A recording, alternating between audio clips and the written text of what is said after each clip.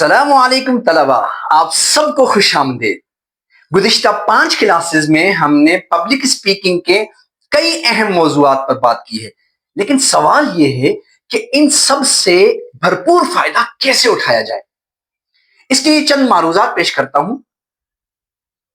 پہلی بات تو یہ ہے کہ ہماری یہ اسباق لینگویج ٹریننگ کے انٹرنیشنل جو اصول ہے PPP پر مبنی ہے، ٹرپل پی۔ سب سے پہلے میں آپ کو بات سمجھاؤں گا، دس از کالڈ پریزنٹیشن پی۔ پھر ہم سب مل کر اس کو دہرائیں گے، پریکٹس، اور آخر میں آپ خود بولیں گے this is called production. Presentation, practice and production.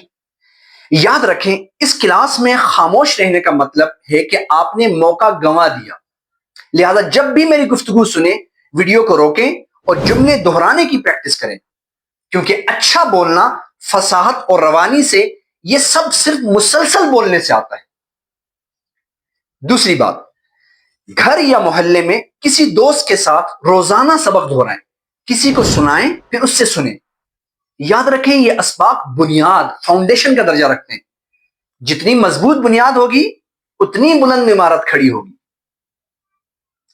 تیسری بات، پبلک اسپیکنگ کا ماہر بننے کے لیے صرف مشق ہی کافی نہیں، بلکہ آپ کو ماہرین کا مشاہدہ بھی کرنا ہوگا۔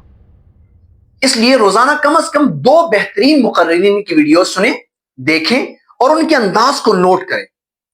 اس طرح ہم اس کورس میں بھی ویڈیوز کے ذریعے عملی پریکٹس کرتے رہیں گے، تاکہ آپ کی شخصیت، گفتگو، سوچنے کا انداز اور دوسروں پر اثر ڈالنے کی صلاحیت میں حیرت انگیز تبدیلی آئے۔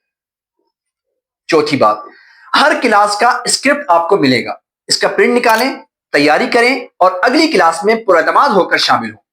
یاد رکھیں، صرف لیکچر سن لینا کافی نہیں ہے، ایک بہترین مقرر بننے کے لیے آپ کو روزانہ گھنٹوں بولنے کی مشق کرنی ہوگی۔